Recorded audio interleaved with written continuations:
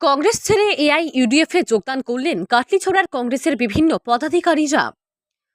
রবিবার লালা নিয়ামতপুরে বিকেল 4টের সময় এআইইউডিএফ এর এক যোগদান সভা অনুষ্ঠিত হয়। যোগদান সভায় কংগ্রেস থেকে প্রায় অর্ধশতাধিক কর্মকর্তারা বিধায়ক করিমউদ্দিন বড়ভূঁইয়ার হাত ধরে যোগদান করেন। এদিন এআইইউডিএফ এ যোগদান করেন অবসরপ্রাপ্ত ম্যাজিস্ট্রেট নূর আহমেদ লস্কর, রায়চর দলের সাধারণ সম্পাদক তথা বিশিষ্ট আইনজীবী ফয়েজ আহমেদ লস্কর সহ কাটলিছড়া ব্লক কংগ্রেস ও যুব কংগ্রেসের প্রায় অর্ধশতাধিক নেতাকর্মী আনুষ্ঠানিকভাবে এআইইউডিএফ দলে যোগদান করেন। যোগদান সভায় বিধায়ক করিমউদ্দিন বলেন, আগন্তুক দিনে মাওলানা বদরউদ্দিন আজমল সাহেবের হাতকে শক্তিশালী ঐক্যবদ্ধ হয়ে কাজ করার আহ্বান জানান বিধায়ক করিম। এদিন সভায় উপস্থিত ছিলেন কাটলিছড়া সমষ্টির বিধায়ক সোজামউদ্দিন লস্কর, এআইইউডিএফ প্রার্থী শাহাবুল ইসলাম চৌধুরীর পুত্র রাহুল চৌধুরী, এআইইউডিএফ দলের কেন্দ্রীয় সম্পাদক দিলওয়ার হোসেন বড়ভূঁইয়া সহ দলীয় কর্মকর্তা বৃন্দ ও স্থানীয় বিশিষ্ট ব্যক্তিবর্গ। হাইলাকান্দি থেকে রাহাতুল আক্তার বড়ভূঁইয়ার রিপোর্ট। আজমলের কাছে বাকি দুই তালার যে চাবি ইয়ের কাছে, কি নাম, অমিত শাহর কাছে, আরেকটা হিমন্তর কাছে। এই খবরটা রাখেন কিভাবে? আমি তো আগেই বলেছি, ভূপেন বরা হিমন্ত বিশ্ব শর্মা করে চকিদার, কে যায় কে আসে এই খবর রাখেন। আর উনার তো ডেট ফিক্স, জয়েন করবেন 25-এ। তো আমাকে কেন বলছেন?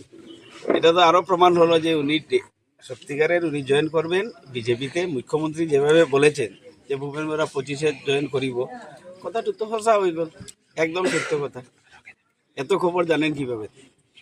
গতকালকে তিনি আরও কয়েকটি ঘোষণা করেছেন। তার মধ্যে রয়েছে যে যদি কংগ্রেসের সরকার হয়, ইন্ডিয়া জোটের সরকার হয়, তাহলে শুধু আসামে, তিনি শুধু বলেননি, তিনি বলেছেন যে আসামে প্রত্যেকটা ঘরে ঘরে 200 ইউনিট করে বিদ্যুৎ ফ্রি দেওয়া হবে। এছাড়া আসামের প্রতিজন মহিলাকে 250 টাকা করে দেওয়া হবে, এসব দেওয়া হবে। মুঙ্গেরি লালকা হাসিন স্বপ্না, কি আপত্তি আছে? এত কম দিচ্ছেন কেন? উনি মুখ্যমন্ত্রী শপথ নেবেন 26-এ ঘোষণা দিয়েছেন। আমরা তো যাবো, আমাকে ইনভাইট করবেন না বলেছেন, আমি যাবো ওনার এখানে। আরে স্বপ্নেই যখন দেখছেন শপথ দিচ্ছেন, তা আমি স্বপ্নে যাওয়াতে আপত্তি কি? আর স্বপ্নেই যখন ঘোষণা করছেন মুখ্যমন্ত্রী হয়ে করবেন, তো এই 200, 500, 2000 কি বলছেন, 1 কোটি 2 কোটি দেবো, সেভাবে বলেন না, কি আপত্তি আছে? ভূপেন বরার কথা কেউ সিরিয়াসলি লয় না। আসামের রাজনীতিতে ভূপেন বরাকে কেউ আজকের দিনে সিরিয়াসলি লয় না। আজকে আপনারা দেখেছেন না, 1 থেকে 1,500 লোক হয়েছে। আমরা মিটিং করবো, আজকেই আমার মিটিং আছে, দলীয় মিটিং, লস্কর বাজার। দেখবেন কত লোক হয়। ভূপেন বরা মিটিং করেছেন তো একজন ভাবি মুখ্যমন্ত্রী উনার মতে। আর আমাদের ছোটখাটো আমরা এমএলএ যারা, আমরা মিটিং করবো, দেখবেন জনস্রোত কোন দিকে। হাফিজ রশিদ আহমদ বলেছেন যে যদি কংগ্রেসকে ভোট দেওয়া হয় তাহলে তিনি সংবিধান রক্ষা করবেন। সংবিধানের কোন পাতাটা ছিঁড়েছে উনি রক্ষা করেন? সংবিধান ঠিকঠাক আছে, হাবিজাবের প্রয়োজন নেই। সংবিধান অক্ষত আছে। ভারতের 140 কোটি জনতা সংবিধানের রক্ষক, তার জন্য হাবিজাবের চিন্তা করতে হবে না। উনি বিজেপি থেকে, উনার ভাই, উনাকে আমার প্রশ্ন, উনার ভাই কিভাবে NHIDCL এর ডিজিএম হলেন রিটায়ারমেন্টের পরে? 1 নম্বর, উনার ভাই এজিপির জেনারেল সেক্রেটারি থেকে কিভাবে কংগ্রেসের প্রচার করে, সেটা স্পষ্টীকরণ দেন। কমলাক্ষ দেবুরকেশ প্রক্ষেপিত প্রার্থী তিনি। কমলাক্ষ দেবুরকেশ তো আন্ডারটেকিং দিয়েছিলেন ওনাকে জিতিয়ে দেবেন। এখন কমলাক্ষ বিজেপিতে, তিনি সরাসরি বিজেপির প্রক্ষেপিত প্রার্থী, তিনি বিজেপির হয়ে কাজ করছেন। শুধু করিমগঞ্জ লোকসভার অন্তর্গত হাইলাকান্দি করিমগঞ্জের মানুষ জানতে চায় মুখ্যমন্ত্রীর সঙ্গে কি কন্ট্রাক্ট হয়েছে, ওনার কন্ট্রাক্টটা কি? আপনি কি আর কোনো আভাস পেয়েছেন? এখনো পাইনি ভাই। সিনিয়র সিজন মানুষ বলবেন নি। কারণ কি জানেন, নগাঁওতে তিনি 3বার ইলেকশন খেলেছেন, 3বার বিজেপি জিতিয়েছেন। আসামে বিজেপি জেতানোর রেজিস্টার্ড একজনই মানুষ, তিনি হচ্ছেন হাফিজ রশিদ আহমেদ চৌধুরী। তিনি খেলা বাদ দিয়েছেন, গতবার তিনি খেলেননি, নগাঁওয়ে কংগ্রেস জিতেছে। কথাটা বুঝেছেন? এইখানে তিনি এসেছেন সরাসরি। তিনি হচ্ছেন একটা এজেন্সি, আগে থেকে আছে বিজেপি জেতানোর এজেন্সি। আজকে না, এটা পুরানা এজেন্সি। একেবারে স্পষ্ট বলছি, আমি রাফ ভাষায় বলছি। বাজে কাজ করলে তো রাফ বলবোই, সম্মান কেন দেবো? সমাজ বিক্রি করতে আসলে তো বাজে কথা শুনতেই হবে।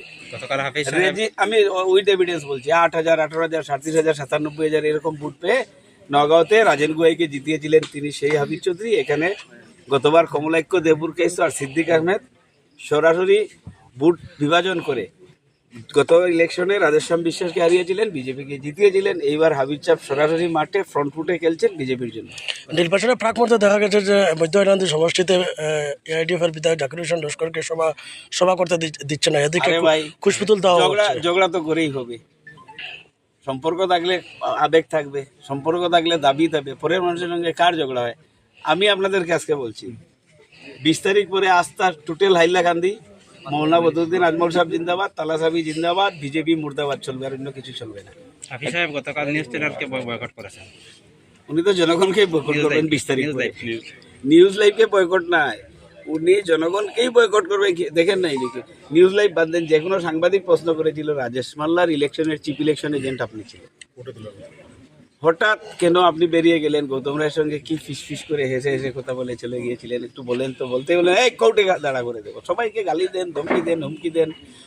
ফিশারম্যান সমাজকে ক্রিমিনাল বলে, ওদের বুট বিজেপির ফালে ঠেলে দেওয়া, যুব কংগ্রেসকে টাকা চেয়েছে বলে ওদেরকে দল থেকে বহিষ্কার করা, হাইলাকান্দি যুব কংগ্রেস, করিমগঞ্জ যুব কংগ্রেস, কিসের ইঙ্গিত? মানে বিজেপির পাল্লাবাড়ি করে। আজকে যুব কংগ্রেসের প্রেসিডেন্ট 2 জন বিজেপির হয়ে কাজ করছে, আজকে ফিশারম্যানরা বিজেপির হয়ে কাজ করছে। তা করে দিয়েছেন কে? হাফিজ রশিদ চৌধুরী। তারপরে কি আর কিছু বলার থাকে? আচ্ছা, আজকে কতজন যোগদান করেছে? আজকে 21 জনের মতো যোগদান করেছেন।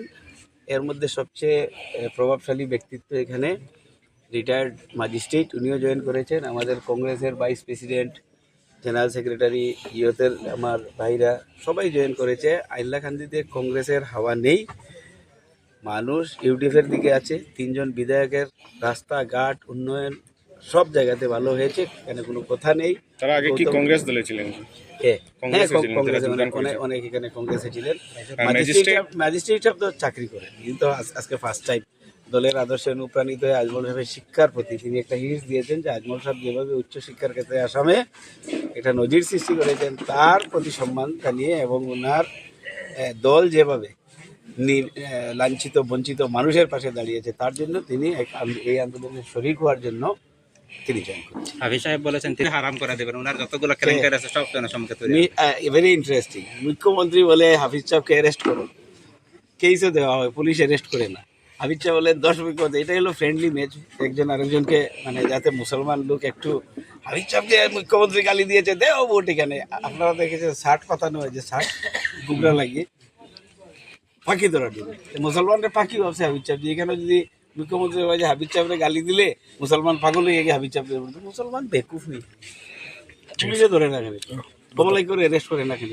হাফিজ সাহেবের অ্যারেস্ট কেস দেওয়ার পরে এখনো অ্যারেস্ট করে না কেন? মুখ্যমন্ত্রীর আমি জানতে চাই মুখ্যমন্ত্রীর কাছে যে এইখানে তিনি ঘোষণা দেওয়ার পরে, কেস হওয়ার পরে কোনো কনস্টেবল অফিসারের বাড়িতে যায় নাই কেন? কি নেক্সাস ওনার সঙ্গে?